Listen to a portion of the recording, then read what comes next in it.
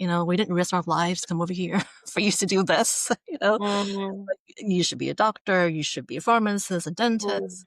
Mm. And then a lot of shame, other kids your age who came over here too, they're doctors, and why can't you be like them? Hey there, it's Kelly from Zinni. Before we get started on today's episode, I want to invite you to one of our greatest trainings ever. It's how to build and grow a profitable solo or group practice sustainably. All you got to do is check it out at zinnime.com/podcast. All right, on to our episode. Hey everyone, welcome to another episode. Today I'm joined with Dr. Nina Nguyen, a psychologist in Orange County, California, my neighbor practically. And I'm really excited to delve into this rich conversation. Nina and I have been kind of talking about what parts of her story to share. And so this is going to be, I think, a deep, vulnerable episode. So I'm really looking forward to it. Nina, welcome. Thank you, Kelly. Be here. Yeah. Do you want to share a little bit about your private practice, what you do in your practice currently? Yeah. So my practice is in Costa Mesa. I see clients in person and online. Right now, so I've been licensed for 14 years and I have 20 years of clinical experience. And the majority of that is with individuals. But my practice is morphing as we speak Mm-hmm.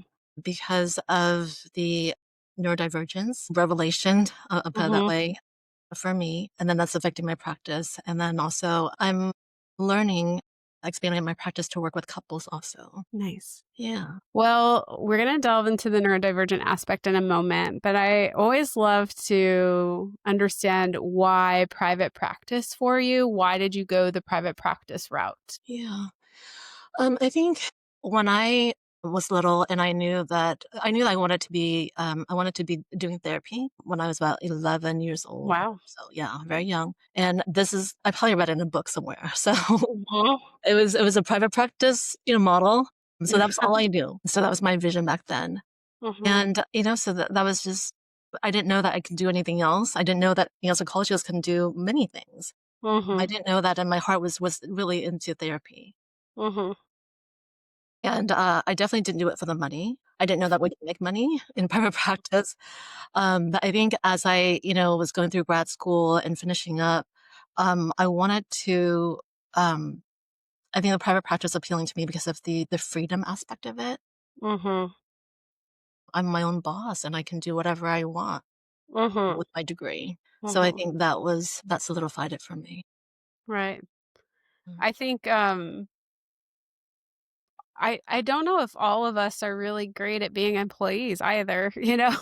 Like, we want the freedom, but we also don't sometimes I don't like answering to other people. I know for me, there is something about that of, like, I set the frame, you know? No one can tell me what to do, and I can do the systems in a way that really work for me and my brain. Yeah, Yeah. So, you've been in practice for a long time. yeah. What has the journey felt like for you up into this next iteration that you are stepping into? What has it felt like emotionally, mentally? Yeah, I think I was thinking about this, and the word that comes to mind is lonely. Mm, mhm, It's always felt, even going into being a psychologist, being in this profession has always felt very alone to me because my family um, was and still is against me being this profession. So it was mhm, something that I had to champion, I had to fight for, mhm. all the while not really knowing what is, what I can really do with it. What's there Yeah. for me. And then yeah, I mean, going through grad school, I didn't, there were a handful of Asian psychologists, but they were all in community mental health, right? Mhm. So I didn't have any models of anyone in private practice either, and I just kind of I winged it. I didn't know what I didn't know. So as soon as I got licensed, I was able to take my clients with me from my postdoc placement, and I got an office and started private practice. But yeah, it was quite lonely, and I think it wasn't until Zinimi that I really started to connect with other people Yeah. therapists. Yeah, I and think to build a community. one of the things I recall in working with you is feeling like things just didn't fit. Hmm. Like you're like, something's not fitting. And I think some of that when Yeah. we're in isolation, it's kind of hard to identify. And this next iteration, as you talk about the neurodivergence, how is that shifting the loneliness? How is that shifting how you feel about your practice? Would you want to talk a little bit about how neurodivergence is playing into your story here? Yeah. I mean, I thank you for reminding me of that piece. Absolutely. I've always felt like I think it affected primarily my view of self and then my messaging, right? I've always, like you said, I always knew that I wanted to work with people who felt different. Mm-hmm. Because I've always felt different, just like it was that was so broad, like okay, so I had to outline like difference in what ways, and it just felt very clunky, But and the analogy that comes to mind is like I've lived my whole life needing prescription glasses, but not realizing it, you know. And just, Mm. like, it was good enough. Like, I knew, a man, the shape of a man, the shape of a woman, the shape of a child, tree, a house, right? I had a sense about, who I am and what I wanted to do. But it wasn't until this neurodivergent piece that it felt like I was finally living life with corrective glasses. Lenses. Yeah. Right. So I could see that who I thought was a man, but actually who I thought was a woman was actually a man with long hair, for Mhm, example. Right? And he mhm. had, maybe like a wound in his heart, right? I just the nuances, the details of it I missed, right? Yeah. So, yeah, so that's why I use revelatory because it feels like it's just, I'm still amazed. I'm still amazed by my own discovery of my own brain. And, immediately I apply it to my work with Do you my want students. do you want to share about, like, what you have discovered about yourself and your brain? Yeah, yeah. And I have to. I guess I feel like I need to before I tell my story. I have to talk about my son because he's the whole reason why this whole thing happened. Mm, mhm, I have 3 boys, and my middle one, 2 years ago, he was identified. It was brought to attention that he had difficulty reading. So he was identified as a dyslexic. Right?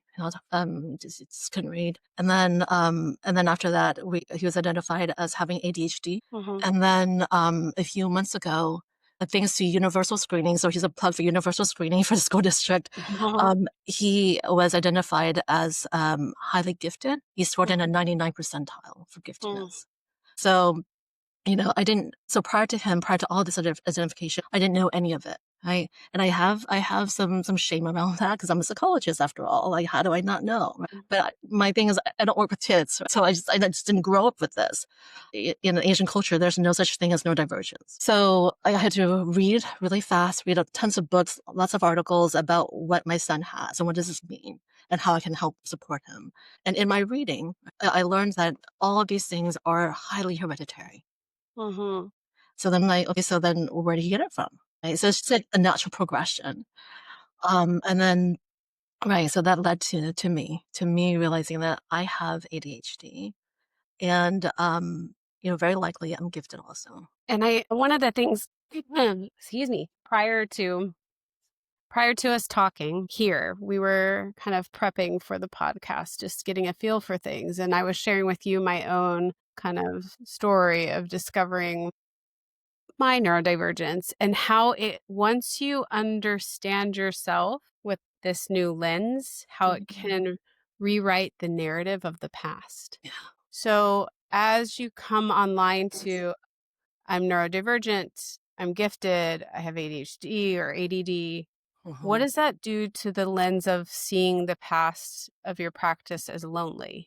What nuance does it add to the story? Were you just lonely or were there other things happening too? I think it's hard to feel um like you belong when you don't really know, who you are, right? Mhm, It's hard to show up because then you're mhm, trying to find membership wherever that will take you.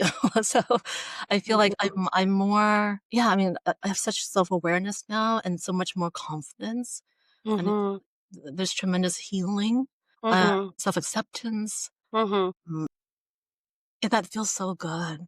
But Mm. it's really fueled my passion. I feel like I'm like laser focused. I've loved what I do, but this feels so much more important. This is Mhm. like to help other people like me, you Right. know, to get proper identification and to um yeah, because like you said, you have to. There's a whole grief process that goes along with it, right? Like you have to like review your life again Mhm. with these new lens. Right. So it moves from just like private practice is lonely to there's this nuance of not feeling like you belong that came with that neurodivergence you were carrying, along with, I think, your other intersectional lenses Yeah, here of and identities of if you want to share those as well. You were talking about, Asian culture and things like that. So it does reshape the story and then it changes how you move forward too. right. Yeah, I think, I'm a first generation Vietnamese immigrant. Mhm. My family and I were we were refugees from Vietnam. We Mhm. escaped. We were the boat people. Mhm. My grandfather built the boat that we came in. We escaped. Wow. So yeah, we were hiding in the jungles, hiding from the communist guards. Yeah, so we were all of that. And my family, my dad's very traditional, and really, there's no, I grew up being told all the time that I was lazy, stupid, Mhm. Mm. because I'd forget things or I'd ask lots of questions, and I was too much. I was too much of everything, right? I thought too much on the wrong things. I felt too much. I was too rigid. So I got the message that that I wasn't okay. But I was thinking, I mean, I hear that outside, but in my heart, I didn't feel like, well, why was that bad? Mhm. There's this, Mhm. I think, defiant part of me. I'm genuinely curious. I genuinely want to know. I don't mean to be defiant. I don't mean to be, disrespectful. I just don't know. Can you help Mhm. me understand? But, and just in the culture and my family, Confucius philosophy, my parents were parenting us with, in that philosophy. It was just really hard for them. Mhm. Yeah. So, I grew up feeling just that I'm not okay. Mhm. And that caused a lot of trauma. And then Mhm. that's the reason I think why I was drawn to psychology. I mean, not to help anybody, but to help myself, Mhm. to understand myself, to understand, like, I feel different. Right. What is this about? Because I don't feel like, this is wrong or bad. Just to like tie some of these ends together for people listening is like it's really common for us to build practices on our own healing process and our own journey and experience. So like Nina, for you to be generation immigrant, your immigration was very traumatic. And then these like cultural clashes with this theme of not belonging, right? Not fitting, right? And now that's like what you work with in your practice a lot is Right. that I don't quite fit. Yeah. And in the past, I think you really emphasize that like immigration piece, the Vietnamese culture, but now it's like the not fitting and many other aspects and really a more broad whole picture of what's been happening. Yeah. So if you are listening to this, be encouraged that you're not alone if your practice is mirroring. That's just so common and Mm. actually beautiful because as you've been healing and building that awareness of like the neurodivergence piece, how is that shifting your practice? Yeah. I mean, just to reinforce what you said, Kelly, that I don't know. I mean, I don't know how just what we do is so unique that it's hard to separate kind of who we are as a person and our own journey from our practice. I think Mhm. if we're doing this with conviction, with intentionality, with passion, right? I think the two, who we are as a person, goes along with what we do in our Mhm. work. So yeah, I mean, this is, I'm a better therapist, bottom Mhm. line, right? I mean, I hear, I listen differently. I conceptualize differently. Things, I'd missed things before, but now it's like with these new lenses, I'm able to educate. I'm able to help people understand not just themselves, the people in their lives too, their spouses, their children, the parents. I don't diagnose them, but just propose a possibility. I wonder if, Mhm. and then we can just It's a more I think less pathological. Just Mm, right. It's just really increasing understanding for mhm. themselves, and then how their the people in their lives are, Right. and to work with that as opposed to like, well, they're bad or they're whatever it is. Mhm. Which one could say is part of like what you were describing about the culture that you grew up in. There's a lot of pathologizing, but I think in our field, Yes. right, we have a whole class on pathology. So the more self attuned we become, the more attunement we can bring into our clinical work with our clients, for sure. Yeah. So you had mentioned, I want to go back to, you had mentioned how no one in your family likes that you're a psychologist or is supportive of that. What is that like? Can you talk about that a little bit? Yeah. Like I said, it's very lonely. It's very scary. Mm, They uh, they tried so hard to talk me out of it, right? They use mhm, a lot of fear, that I got messages like, no one will hire me. mm, This is like not even private practice, but no one's going to hire you. And then to work for them, and then also in your private practice, no one's going to pay you to just listen, right? mhm, And then a lot of guilt too, like, we didn't risk our lives to come over here for you to do this, mhm, you should be a doctor, you should be a pharmacist, a dentist. mm, mm, And then a lot of shame, other kids your age who came over here too, they're doctors, and why can't you be like them? mm, I know that they're worried about me. Really, I mean, they want security, right? And they did risk their lives to come over here for us to have a better life, for us to have opportunities. And in their mind, I know that it's a very narrow definition of what those things are. But, for me, I feel, I don't think I did any wrong. To me, I still feel good about it because I feel like I took their intentions and made something my own. mhm, I have a lot of opportunities. I feel like I'm doing so much goodness in the world mm, that mhm. this is a better life, that they have given me the opportunity to have a better life. And this is it. This is what it looks like for me. And I Yeah. am happy and I feel fulfilled. And my life has a lot of meaning. And I think that's, uh, in me, I think they didn't know it and they still don't. But I think that's what they wanted for their children. Mhm. They just couldn't say it.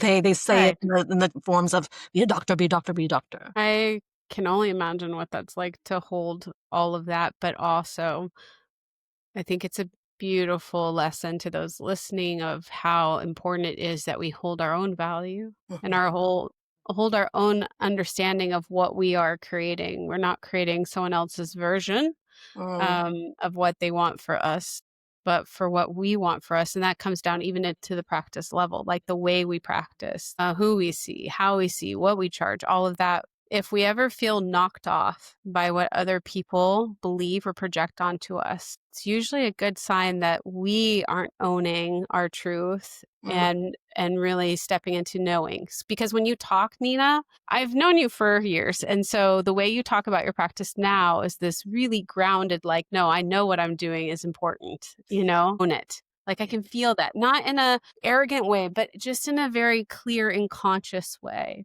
And mm, so if any of you have ever felt criticized or judged or, by others, it's just an opportunity to reflect, like, am I really clear within myself? Because yeah, at the end of the day, that's what matters. yeah. So moving forward, as you're creating this like beautiful way of healing, what are you creating in your practice as you're tying, all of this learning and this own self-awareness together? What does it mean for the future of your practice? Yeah, I really want to work with, I just first and foremost with the Asian community, but particularly I'm Vietnamese speaking too. So Vietnamese Mm, speaking, but I work a lot of my practice, a good chunk of it is with other Asians, which is anybody, even Americans who are born of a certain generation where neurodivergence is not a thing. So mhm, anyone who, suspect or, just even wonder that they might be different in this way, mhm, I would love to work with them to help with the trauma, right? The trauma. mhm, My background's in trauma also. So the trauma of the shame and blame from mhm, that. And then, going forward, I'm actually really, I don't know. I think that's kind of the exciting part is I just know that this is important to me, mhm, that I want to spread awareness and education Mhm. particularly to Asians and Vietnamese community Mhm. about neurodivergence and Mhm. how it's, I truly believe that knowing this can really help heal intergenerational trauma, Yeah. right? Because if you're like this, I mean, your parents you got it from somewhere too. They're probably like this too. And you didn't know that either, right? Yeah. And they're just passing on the messages that they got from their own parents. Yeah. So it's just so sad. Just the cycle of trauma and abuse and breaking the cycle of trauma and abuse is my Mhm. longstanding passion before this. But now I just feel more clear as to why this is so important to me. And you're going to be speaking on this soon, right? I think you're going to give Yeah. a talk. Yeah, well, at a conference um, for Vietnamese mental health.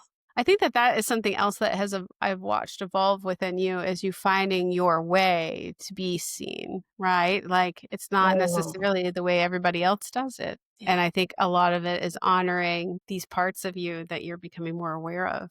Yeah. And yeah, Kelly, I would not be able to do even this with you or, the talk in the future if it wasn't for this, if it wasn't for me learning about myself in this way and feeling such, like I said, conviction, right? Because Mhm. before I'd be like, oh, I don't know if I have much to say, or I don't know if I'm, good enough. But this, I feel like it's so important that my world is so much bigger now, right? So much Mhm. bigger now than how it used to be, where it's just me and my anxiety and self-doubt. Those are my constant companions, right?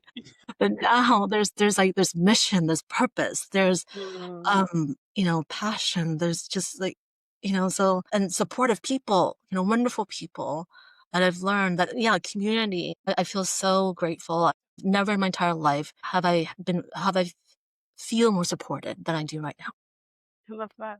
Yeah. Right? So it's like this progression from the loneliness to the supportiveness and how your own self-awareness and growth is the key to unlocking your success and happiness. Yeah. It's not necessarily like I think a lot of times when people are like working on their practice, they want some if I do this activity, if I Mm, do this task, things will unlock for me.